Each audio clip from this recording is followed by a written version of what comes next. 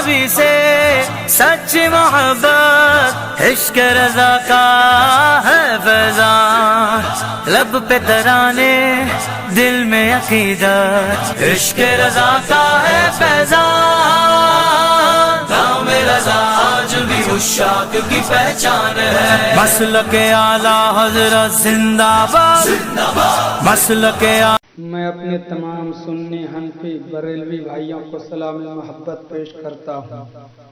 السلام علیکم ورحمۃ اللہ وبرکاتہ۔ نحمدہ ونصلی علی رسولہ الکریم، اما بعد فاعوذ باللہ من الشیطان الرجیم، بسم اللہ الرحمن الرحیم۔ فلا تقعد بعد الذکر مع القوم الظالمین، وقال النبی صلی اللہ تعالی علیہ وسلم ایاکم وایاہم لا یضلونکم ولا یفتنونکم، صدق اللہ العظیم وصدق رسولہ النبی الامین الکریم۔ اللہ رب محمد صلی اللہ علیہ وسلم، نحن عباد محمد صلی اللہ علیہ وسلم۔ سامعین کرام، ایمان و عقائد کے تحفظ اور اصلاح کی غرض سے میں نے یہ بیان یوٹیوب پہ جاری کیا ہے تاکہ جو حضرات اپنے ایمان و عقائد میں حق پر ہیں وہ اس پر مستحکم رہے، اور جن لوگوں کے عقائد میں کچھ خامی ہو ان کی اصلاح ہو جائے، اور جو لوگ حق کی متلاشی ہو انہیں اللہ تعالیٰ کی توفیق سے راہ حق نصیب ہو جائے۔ میں نے جس آیت کریمہ کا تلاوت پر شرف حاصل کیا، اللہ تعالیٰ فرماتا ہے فلا تقعد بعد الذکر مع القوم الظالمین، پس یاد آنے کے بعد ظالم قوم کے ساتھ ظالم قوم کے پاس نہ بیٹھو۔ اور اللہ کے رسول صلی اللہ علیہ وسلم فرماتے ہیں ایاکم وایاہم لا یضلونکم ولا یفتنونکم،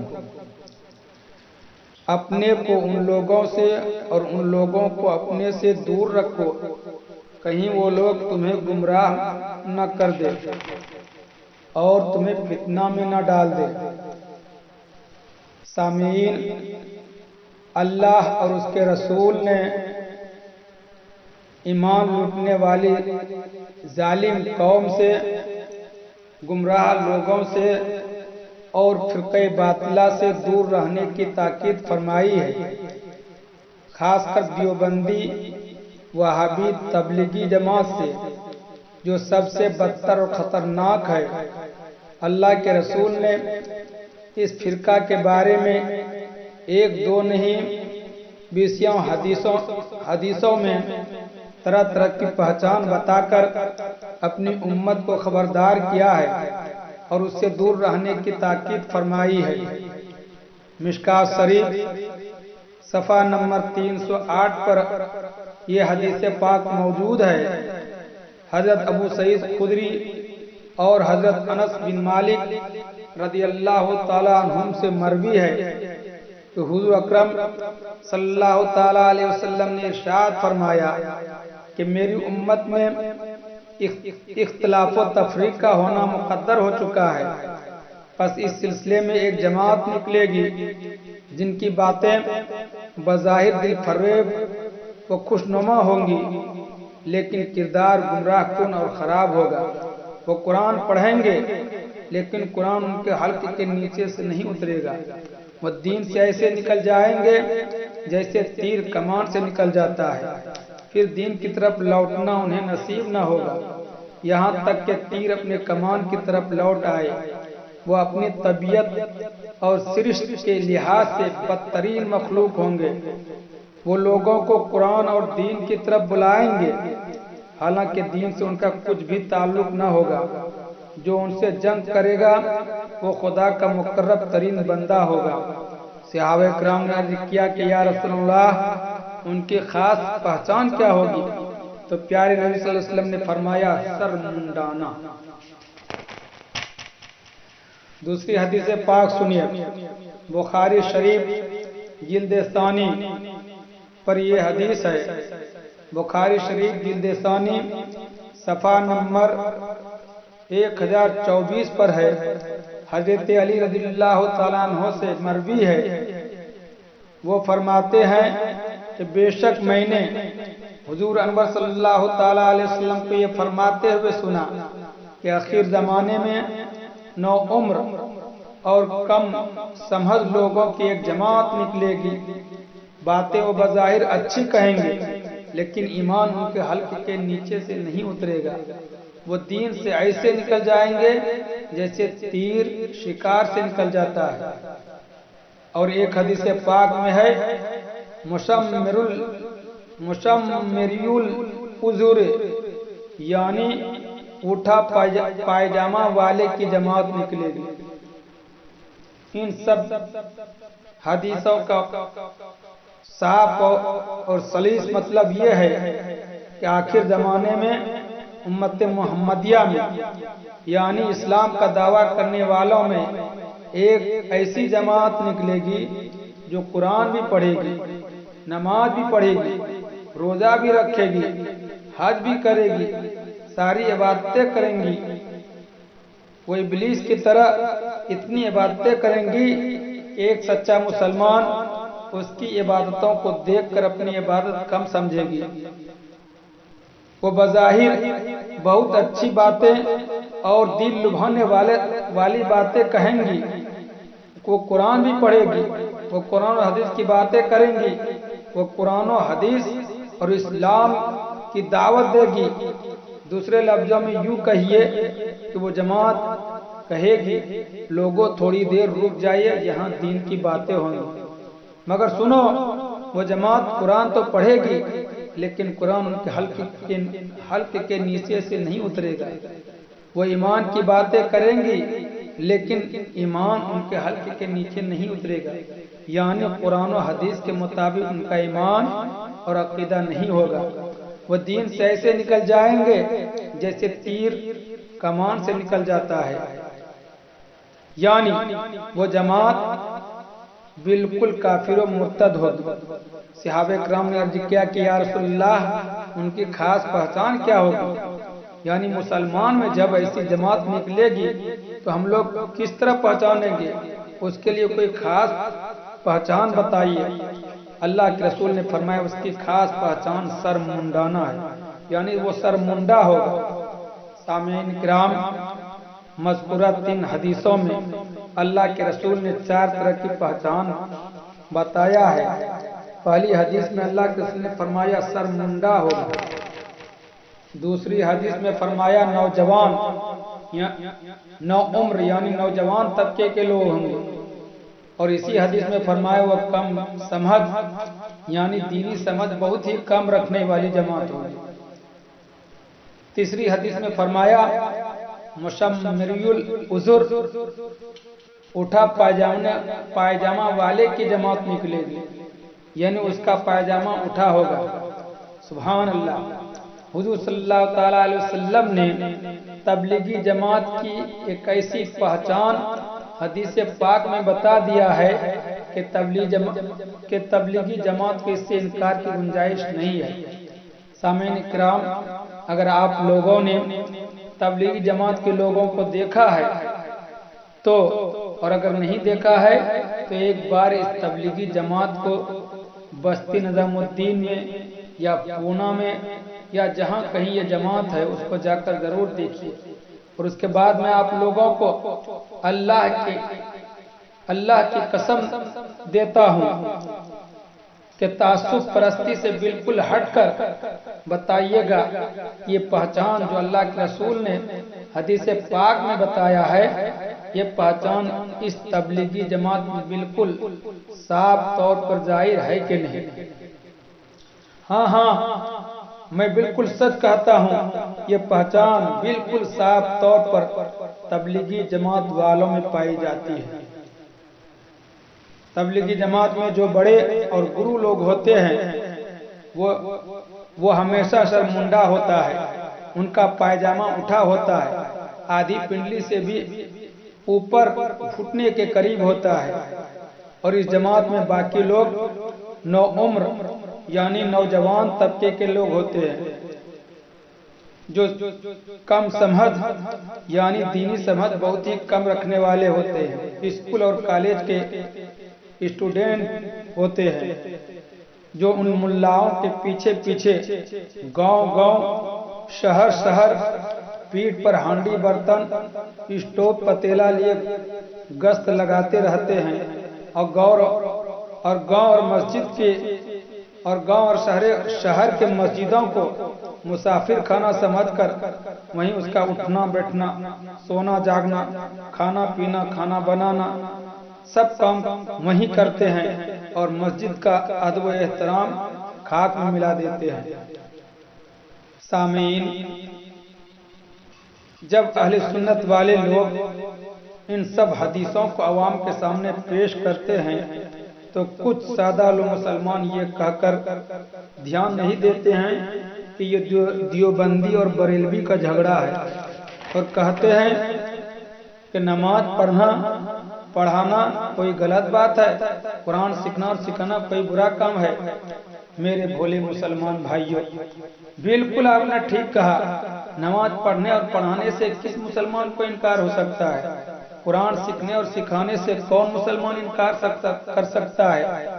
लेकिन आपको ये जानकर हैरत होगी, ये लोगों को कुरान और नमाज इसलिए नहीं सिखाते हैं कि लोगों को सच्चा और पक्का मुसलमान बना दे, बल्कि ये लोग नमाज और कुरान के आड़ में एक सच्चे मोमिन को अपनी फरेब में लाकर उन्हें गुमराह कर देते हैं।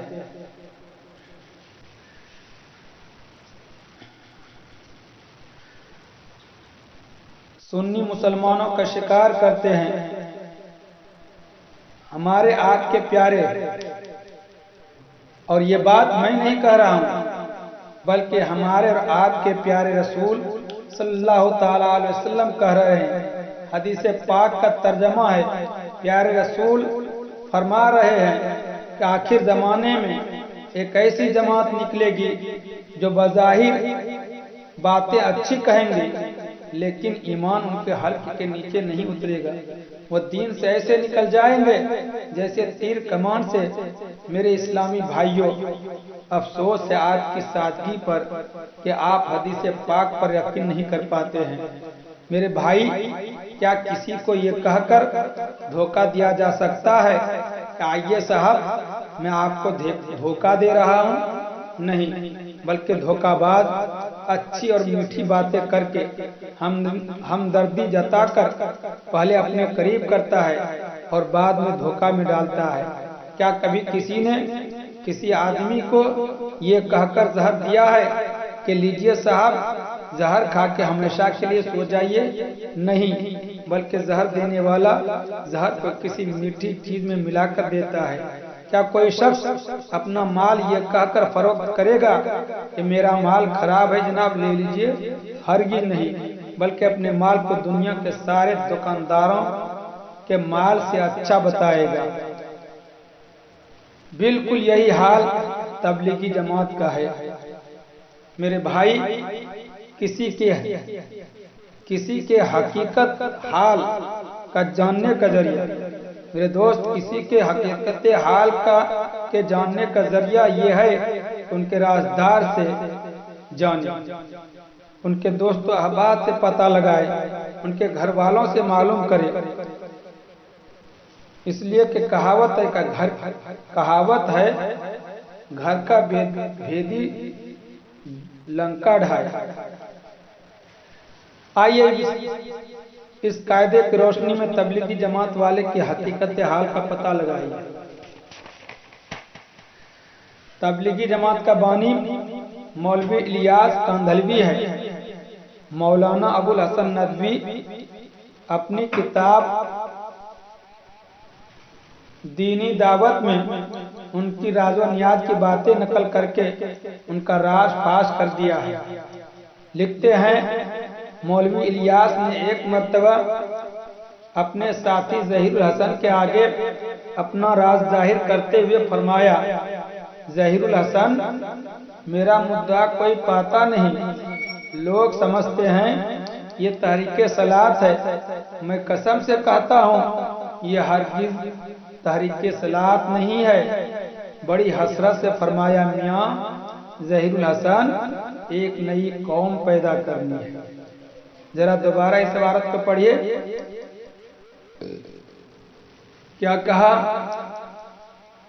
میرا مدعا کوئی پاتا نہیں، لوگ سمجھتے ہیں کہ یہ تحریک سلات ہے، میں قسم سے کہتا ہوں کہ یہ ہرگز تحریک سلات نہیں ہے۔ بڑی حسرت سے فرمایا کہ میاں ظہیر الحسن ایک نئی قوم پیدا کرنی ہے۔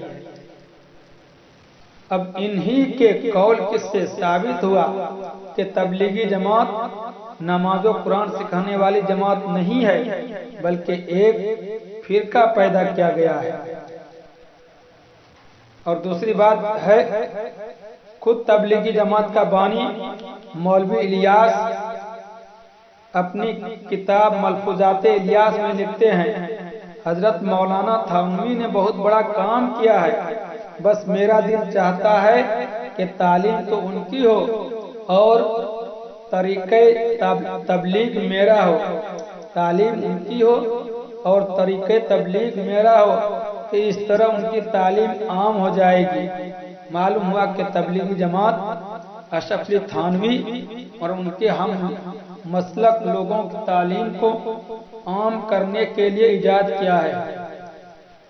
اب آئیے جانیے اشرف علی تھانوی اور ان کے ہم مسلک بزرگوں کی تعلیم کیا ہے۔ اشرف علی تھانوی کی تعلیم ہے کہ نبی جیسا علم جانوروں، پاگلوں، ہر بچہ، تمام چوپایوں کو حاصل ہے۔ معاذ اللہ۔